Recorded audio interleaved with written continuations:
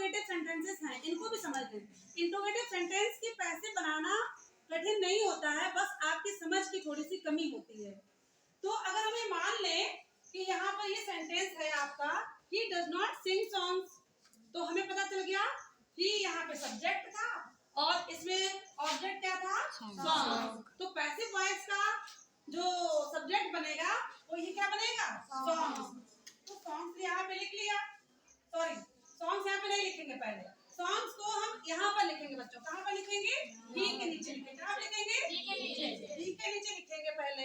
उसका कारण ये है क्योंकि स्ट्रक्चर नहीं बदलता है। अब सॉन्ग्स के अकॉर्डिंग जो वर्ब आएगी वो सॉन्ग से पहले लिखी जाएगी। तो यहाँ पे सॉन्ग्स के अकॉर्डिंग कौन सी वर्ब आएगी, आर। क्या आएगी, आर, क्योंकि टेंस तो वही वाला है ना, और आर कैपिटल बनेगा ये। तो आर सॉन्ग्स, तो सब्जेक्ट के नीचे सब्जेक्ट और वर्ब के नीचे वर्ब। आपको इस प्रकार से आपको सेट करना, और नॉट के नीचे नॉट को लिख लिया, स्ट्रक्चर भी नहीं बदला। अब आता है सिंग। सिंग की थर्ड फॉर्म क्या होती है, संग, SUNG, संग, संग लिख लिया।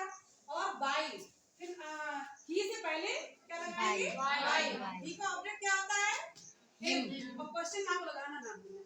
इन द सेम वे अब आप देखिए, what do you see there, इस सेंटेंस समझिए बच्चों। अगर कभी भी कोई क्वेश्चन वर्ड दिया होता है जिसे पैसे बनाना है, तो उस क्वेश्चन वर्ड को पहले उसके उसी स्थान पर लिख लें। जैसे आपको व्हाट दिया गया, व्हाई दिया गया, वेयर दिया गया है, पहले जो कहते हैं लिख लें। आप मान के चलिए ये सेंटेंस था ऊपर, वैसे इसको भी मान लीजिए, डू को मत मानिए। यू सी देयर है, what do you see there, तो अब यहाँ पर व्हाट अपने आप में आ रहा है, तो ये यहाँ पर व्हाट था, इसका ऑब्जेक्ट क्या था, इसका ऑब्जेक्ट। क्वेश्चन वर्ड होने के नाते व्हाट को पहले ही लिखना है। तो यहाँ पे हम सीधे वर्ब को लेके आएंगे, व्हाट इज, क्या होगा, व्हाट इज, और सी की थर्ड फॉर्म सीन है, और देयर आपका जो कहते हो, what is seen there by you, हाँ बाय यू, और क्वेश्चन मार्क। बच्चों बहुत सा ये सेंटेंस आता है, हु टेल्स अ लाई, या फिर who teaches you English. Paper में अधिकतर इस प्रकार का प्रश्न आता जरूर है, तो आप समझें, हु सब्जेक्ट है, क्वेश्चन वर्ड होने की वजह से हु जो आपका इधर नहीं जाएगा, ऑब्जेक्ट के रूप में जाएगा, तो पहले ही लगेगा, इसीलिए हम लोग बाई लगाते हैं।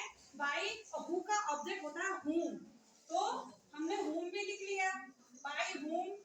और इसके बाद में हम जानते हैं प्रेजेंट इंडेफिनिट टेंस का वाक्य है, तो हमें हेल्पिंग वर्ब इसके साथ में ही रखनी है, तो हो जाएगा ए लाई, हमें लिख दिया ए लाई।